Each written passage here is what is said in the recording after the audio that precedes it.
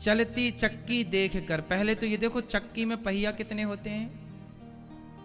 2 part चक्की होती है ना, गांव में कभी आपने देखा होगा, चक्की में 2 पहिए होते हैं। ऐसे हमारी जिंदगी में एक चक्की है, उसमें भी 2 पहिए हैं। एक पहिया है जन्म, एक पहिया है मृत्यु। जन्म और जन्म नीचे का पहिया है, मृत्यु 2 पहिया होते हैं ना चक्की में, एक नीचे एक ऊपर से, फिर ऐसे ऐसे चलते हैं वो पहिए ऐसे ऐसे। तो एक होता है जन्म, एक होता है, तो कबीर जी कहते हैं चलती चक्की देख कर दिया कबीरा रोए, कि आदमी का जन्म होता है और फिर जन्म और मृत्यु के इस चक्र में आदमी पिसता रहता, मरता रहता। जन्म मरा, फिर जन्म, फिर मरा, फिर जन्म, पुनरपि जननम पुनरपि मरणम पुनरपि जननी जठरे शयनम। बार बार जन्म मृत्यु, जन्म मृत्यु, जन्म मृत्यु। कबीरदास जी रो रहे हैं, कितना पिसेंगे भाई हम, रो रहे हैं कबीरदास जी कि आदमी समझ नहीं रहा, जन्म लिया मर गया, फिर जन्म लिया फिर मर गया, फिर जन्म लिया। ये चक्र है, ये पिस रहे हैं, आप पिस रहे हैं, हम पिस रहे हैं। किस में पिस रहे हैं? जन्म और मृत्यु के पहिए पर। किस पर? जन्म और मृत्यु के पहिए पर, मतलब पाट पर। चलती चक्की देकर दिया कबीरा रोए, 2 पाटन के, पाट मतलब पहिया, 2 पाटन के बीच में साबुत बचाना कोई नहीं बच रहा है, कोई, सब पिस रहे हैं, कोई नहीं बचा। कबीर जी कह रहे हैं कोई नहीं बचा। कबीर जी रो रहे थे, मैं तो क्या करूं भैया, सब पिस रहे हैं। तब पिता को रोता हुआ देख, कमाल। कबीरदास जी का एक बेटा था जो उन्होंने गोद लिया था, शिष्य था, पाला पोसा था, कमाल उसका नाम था। उसने पिता को रोते हुए देखा, पिताजी आंसू पहुंचा, पिताजी मत रोइए। मैं आपको एक बात बताऊं, अब कमाल ने फिर जो दोहा कहा उससे कबीरदास जी हंसने लगे। तो मैं एक दोहा बताऊं, उसका भी अर्थ आपको करना है, फिर वो कबीरदास जी हंसेंगे। कबीरदास जी के बेटे ने कहा, फिर पूरी बात का अर्थ आप समझ जाएंगे, ठीक है? चलती चक्की चलने दे, पिस पिस आटा हो, कीले माही जो रहे, सो बाल न बांका हो। अर्थ समझ रहे हैं ना? चलती, पिताजी चलती चक्की चलने दे, चलने दो आप, जन्म मृत्यु चलने दो, पिस पिस आटा हो, हमें पिसने दो। लेकिन एक बात बताएं पिताजी, कीले माही, ये कील क्या है? कील, कील चक्की में खूंटा होता है बीच में मैया, एक पहिया ना बीच में खूंटा होता, दूसरा पहिया उस खूंटे के ऊपर रखा जाता है। और चक्की जब चलती है ना, और यदि कोई दाना उस बीच में खूंटे के पास चला गया, एक कील होती है, खूंटा बोल दो सामान्य भाषा में, उस एक कील के पास जो दाना चला जाता है ना, फिर चक्की कितनी भी चले, वो कील के पास जो दाना रहेगा वो पिसता नहीं है। क्यों जी, सही है क्या? आप में से किसी ने चक्की चलाई है क्या? मतलब वो हमारी, हम तो गांव में बचपन में हम खुद चक्की चलाते थे। हमारी माँ उसी पर चने की, चना जो है ना दाल, चना उसी में दरती थी, चने के 2 टुकड़े उसी, मतलब चने की दाल उसमें बनती थी। उसके पहले फिर आटा, गेहूं पीसा जाता था, तो गेहूं से आटा हो जाता था। तो हमने तो गेहूं को पिसते हुए नहीं देखा चक्की पर, लेकिन चने को दाल बनते हुए देखा, चने की दाल। तो वो क्या कर, अच्छा उसमें एक खूंटा होता है, दाना यदि बीच में चला गया तो फिर वो पिसता नहीं है। देखा क्या आप लोगों ने चक्की में ये सिस्टम? कितने लोगों ने देखा है या इस दौर को समझा? मैया, हाँ हमारी मैया जानती है। हम इसलिए कंफर्म कर रहे हैं, ऐसा नहीं तो हमको पागलों की तरह हम ही बताएं, आप तो जानो ही मत, तो फिर हमें बताने का क्या फायदा? इसलिए हम पूछ लेते हैं आपसे, आप जानते हो ना क्या है? पुरानी परंपराओं को जानना बहुत जरूरी है, क्योंकि पुरानी परंपराओं के आधार पर ही हमारे यहाँ श्लोक बने हैं, दोहा बने हैं, संतों की वाणी बनी है। और आप वो सब भूल गए तो संतों की वाणी फिर मिथ्या लगेगी, क्योंकि आप वो जानते नहीं, इसलिए। ठीक है, तो अब इसका अर्थ करो कि कील के पास जो दाना रह गया वो कितनी भी चक्की चले वो पिसता नहीं है। उसी तरह पिताजी चलती चक्की चलने दो, पिस पिस आटा होए, कीले माही जो रहे बाल ना बांका होए। वो कील कौन है? बोले एक खूंटा कौन है? बोले प्रभु एक है। वो भगवान के चरणों का जो आश्रय ले लेगा वो पिसेगा नहीं। जो पिसना, जो जन्म मृत्यु में पिस रहा है वो पिसेगा, पर वो बचना चाहे तो वो भगवान की शरण में चला जाए। जैसे वो दाना एक खूंटे के पास चला गया तो बच गया, जो भगवान की शरण में चला जाएगा वो जन्म मृत्यु से बच जाएगा। तो आप लोग, हम लोग कब से यात्रा कर रहे हैं? केवल यात्रा 9 घंटे की नहीं है मेरी माँ, अरबों खरबों घंटे से यात्रा हमारी चालू है। अब इस यात्रा को ना ठिकाने तक पहुंचा लो तो होशियार हो, वरना फिर गधों की तरह चलते रहो सारी जिंदगी। सावधानी ये है कि अब आपको क्या लगता है, अभी यात्रा और चलेगी कि अभी ये मंजिल तक पहुंचना है? तो पहुंचो, फिर मन लगाओ भगवान में, लगे भगवान, एक भगवान में मन लगे। एक खूंटा, यही खूंटा है। खूंटा मतलब कृष्ण, खूंटा मतलब, अच्छा ये बताओ, कितनी भी तेज धारा हो नदी की, कितनी भी तेज धारा हो, कितना भी तेज बहाव हो, सारी नाव बह गई पर एक नाव नहीं बही। बताओ क्यों नहीं बही? बाढ़ आई, बहुत सारी नाव बह गई, बहुत तेज धार थी, सारी नाव बह गई पर एक नाव नहीं बही। बताओ क्यों? ये मैया बताएंगी, हमारी बीच वाली है लाल। सारी नाव बह गई पर एक नाव नहीं बही। बताओ क्यों नहीं बही? हाँ, आप कह रही हैं ऐसे? पीछे वाले से पूछें। अच्छा आप बताओ, मैया आपकी तरफ इशारा कर रही है, इनसे पूछो, हमसे नहीं।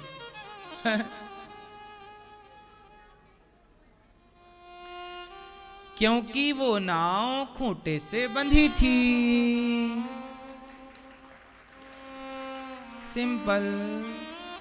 सारी नाव बह गई, पानी बढ़ा, जो नाव नहीं बंधी थी वो तो बह गई और डूब गई, बह गई या डूब गई। लेकिन जो नाव खूंटे से बंधी थी वो नहीं बही। तो संसार एक नदिया है, सब बह जाएंगे लेकिन वो रह जाएंगे जो खूंटे से बंधे हैं। और खूंटा है कृष्ण, कृष्ण के चरणों से जो बंधे हैं, उससे जो बंधा वो रह जाएगा, बाकी सब बह जाएगा। तो अब आप बताओ कि बहना है कि रहना है? हाँ, तो रहना है तो खूंटे से बंधो। इसलिए मीराबाई ने कहा, गोविंद मेरो है, गोविंद मेरो है, गोपाल मेरो। अच्छा, इसका मतलब ये नहीं है कि आप काम धाम ना करो, काम खूब करना, पैसे बहुत कमाना। आप लोग काम बहुत करना, पैसे बहुत कमाना, परिवार का बहुत ख्याल रखना, लेकिन सब कुछ करते हुए भगवान से बंधे रहना।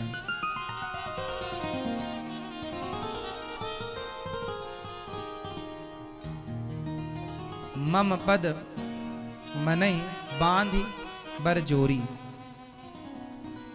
भगवान के चरणों से अपने मन की डोर को बांध के रखा। बांध बर डोरी, डोरी मतलब रस्सी, मतलब मन को भगवान के चरणों के खूंटे से बांधो। यदि बंध गया तब तो बहुत अच्छा, नहीं तो फिर बह जाओगे। इसलिए संसार को, संसार में रहो, कैसे रहो? जैसे नदी में नाव रहती है। संसार में कैसे रहना है? जैसे नदी में, नदी के ऊपर नाव है, नाव के ऊपर नदी नहीं है। संसार नदी है और आप नौका हैं। संसार में नाव की तरह रहोगे तो नाव पार लग जाती है। अच्छा, नाव पानी के ऊपर है तो पार लगती है, और नाव के ऊपर पानी आ गया तो क्या नाव पार लगेगी? फिर पानी यदि नाव के ऊपर आ गया तो पानी नाव को डुबा देगा। तो संसार एक नदी है और हम एक नौका है, तो हम नाव की तरह ऊपर ऊपर चलें। जैसे नाव पानी के ऊपर ऊपर चलती है, हाँ या ना? आप लोग भी ना ऊपर ऊपर चलो। आप लोग ना अंदर घुस जाते हैं और अंदर जरा समा गए ना तो फिर डूब जाओगे, और नाव में पानी भर गया, इसलिए आप ना डूब जाते हैं कई बार। ऊपर ऊपर चलो तो अच्छा है, डूबो मत। डूब गए तब फिर गड़बड़ है, और आप लोग ना डूब जाते हैं। परिवार में पत्नी से, पति से, बेटे से, बेटी से, परिवार में हर रिश्तों से, बिजनेस से, व्यापार से ऊपर ऊपर रहो। कैसे रहो? ऊपर ऊपर। ऊपर ऊपर रहोगे ना तो पार लगोगे, और आप लोग ना अंदर बिठा लेते हो। इतनी मोह ममता हो जाती है आपके संसार से कि कोई जब परिवार में जाता है ना तो आपको लगता है हम मर गए, हम तो बर्बाद हो गए। नहीं, वो गया है, हम थोड़ी गए हैं। उसके जाने को आप अपना जाना मान लेते हो। क्यों? क्योंकि आप जरूरत से ज्यादा डूब गए हैं, और डूबेंगे ना तो डूब जाएंगे। ऊपर ऊपर रहो। रहने के तरीके भी तो है ना साहब। तरीके आपके पास नहीं है। देखो, हर जगह तरीका होता है। सड़क में चलने के भी तरीके होते हैं कि नहीं? हाँ या ना? सोने का तरीका है, खाने का तरीका है। अब गलत ढंग से कोई खाए तो अच्छा नहीं लगता। भाई आदमी हाथ में लेकर चावल खाए, अब कोई यहां रख ले चावल और फिर ऐसे खाए, तो ये तरीका सही है? सब तरीके होते हैं, सब चीज। ऐसे जीवन जीने का भी एक तरीका होता है। आप लोग जीवन जी तो रहे हैं, पर जीवन जीने का तरीका नहीं है आपके पास, इसलिए आपको वो जीवन परेशान करता है। यदि तरीका है, कोई परेशानी नहीं। नाव चलाना आती है तो पार लग जाएगा, और नहीं आती तो डूब जाएगी। ये जिंदगी एक नौका है, पहले सीख लो चलाना तो पार। तो आपको पार लगना है, और पार कौन होगा? एक बार राम जी ना सेतु का निर्माण जब हनुमान जी नल नील और बानर भालू कर रहे थे, तो राम नाम पत्थर पर लिख करके क्या हो रहा था? पानी में एक पत्थर पर रा लिखा जाता था, दूसरे पत्थर पर मां लिखा जाता था, तो जाकर के पत्थर चिपक जाते थे और सेतु ऐसे तैयार हुआ। एक पत्थर पर क्या लिखा? रा, और दूसरी पत्थर पर मां। तो राम हो गया और वो चिपक गए दोनों। राम जी को लगा कि मेरे नाम के पत्थर पानी में तैर रहे हैं। जब मीडिया के द्वारा रावण तक सूचना पहुंची कि राम नाम के पत्थर तो पानी में तैर रहे, तो लो भैया, रावण के प्रजा बोलने लगी, भाई राम तो बड़े चमत्कारी हैं, राम तो भगवान है। अब तो लंका में भी राम की जयकार लगने लगी, राजा रामचंद्र भगवान की जय, राम जी की जय। अब तो रावण बड़े परेशान हुआ, हे भगवान, लंका में यदि रावण राम की जयकारा लगाने वाले लोग हैं तब तो शर्म की बात है रावण के लिए। बड़ा परेशान हुआ रावण, बहुत व्यथित हुआ। तब रावण ने सारी लंका वासियों को बुलाया और रावण ने कहा, सुनो, केवल राम के नाम ही पत्थर नहीं तैरते, रावण के नाम का भी पत्थर तैरेगा। अब तो सारी लंका में आनंद हो, अरे हमारा रावण भी कम थोड़ी है राम से। अब तो रावण ने भी घोषणा कर दी, कल सवेरे 10 बजे मेरा नाम लिख के तुम लोग डालना, मैं एक पत्थर छोड़ूंगा, सब देखना वो पत्थर तैरेगा। अब तो लंका वासियों की थोड़ी हिम्मत आई कि चलो अपना वाला भी कमजोर नहीं है। लो भैया, सवेरे 10 बजे खूब लोग आए, पूरी लंका इकट्ठी हुई समुद्र के किनारे। कुछ लोग कह रहे थे थोड़ी रावण के नाम का पत्थर पानी में तैरेगा। रावण बोला तैरेगा। अब रावण ने पत्थर उठाया, लिखा रावण, पत्थर पर क्या लिखा? रावण, और डाल दिया। आपको क्या लगता है, पत्थर डाला तो क्या हुआ होगा? जोर से, थोड़ा जोर लगाओ मैया, थोड़ा जोर से बोल रहा, क्या होगा? नहीं डूबा। यही तो आश्चर्य है। नहीं डूबा। रावण के नाम का भी पत्थर पानी में तैर रहा था। रावण बोला देख लिया, हाँ सारी प्रजा तो अब रावण जिंदाबाद रावण जिंदाबाद बोल के चली गई। रात हुई, मंदोदरी पास में आई, रावण से कहा स्वामी जी सच बताना आज पत्थर कैसे तैरा, आज पानी में पत्थर कैसे तैरा। तो रावण बोला मंदोदरी आज तो राम ने मेरी लाज रख ली। बोले राम ने आपकी लाज कैसे रख ली? तब रावण बोला मंदोदरी मैंने उस पत्थर को सौगंध दे दी है, पत्थर तुझे राम की सौगंध है, तू तैर जाना। राम की सौगंध दे दी तो पत्थर पानी में डूबता कैसे? तो राम ने रावण की लाज बचाई। अच्छा यहां तो रावण के नाम का भी तैर गया क्योंकि सौगंध दी, और वहां राम जी ने सोचा कि भाई मेरे नाम के पत्थर तैर रहे हैं, थोड़ा मैं भी तो ट्राई करूं। तो राम जी ने एक पत्थर उठाया और पानी में डाला, तो राम जी ने छोड़ा तो डूब गया। राम जी ने छोड़ा तो डूब गया। अब राम जी ने पलट कर देखा, किसी ने देखा तो नहीं, तो हनुमान जी थे पीछे। हनुमान जी बोले प्रभु आपकी लीला अपरंपार है।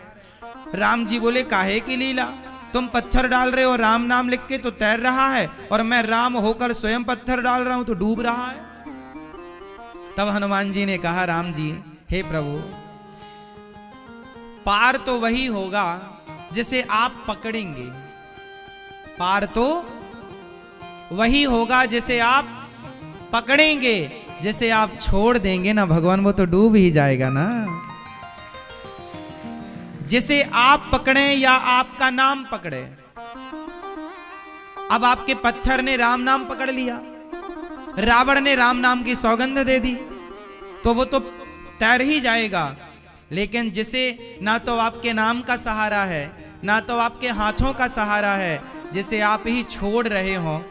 अच्छा बताओ माँ बच्चे को पकड़ ले और माँ बच्चे को छोड़ दे, है ना? आप ये बताओ किसी को कोई पकड़ ले और किसी को कोई छोड़ दे तो पकड़ने और छोड़ने में अंतर है कि नहीं, है ना? तो राम जी जिसे पकड़ लें वो तो पार लगेगा, हाँ या ना? एक मछुआरा बार बार जाल फेंक रहा था तालाब में, पर एक मछली नहीं, बहुत सारी मछली फंस गई लेकिन एक मछली नहीं फंसी। जानते हो क्यों? क्योंकि वो मछली मछुआरे के पांव के पास थी, क्योंकि मछुआरा जाल दूर दूर डाल रहा था, तो जो दूर थी मछुआरे से वो तो फंस गई, और जो मछुआरे के पांव के पास, वो पांव में थोड़ी जाल डालता, जो चरणों में थी उसके आसपास घूम रही थी वो। हाँ क्या मतलब हुआ? संसार के दुखों के जाल में वही फंसते हैं जो भगवान से दूर होते हैं, जो भगवान के चरणों में होते हैं ना, वो कभी दुखों के संकटों के जाल में, हाँ जो भगवान के चरणों में होंगे वो क्यों जाल में फंसेंगे? जाल में तो वो फंसेंगे ना जो भगवान से, जो भगवान से। हाँ अब आप बताओ दूर हो कि पास हो? पास हो तो नहीं फंसोगी मेरी माँ, और दूर हुए तो। हाँ अब आप फंसना चाहते हैं, उलझना चाहते हैं कि सुलझना? हाँ सुलझना चाहो तो भगवान के पांव में रहो, चरणों में रहो, और उलझना चाहो तो दूर रहो। इसलिए कहीं भी रहो, अपने घर में परिवार में कहीं भी रहो, पर भगवान से जुड़े रहो, भगवान मन से पास रहो। शरीर कहीं, शरीर का महत्व नहीं है, आपका शरीर कहाँ, मन प्रभु में होना चाहिए।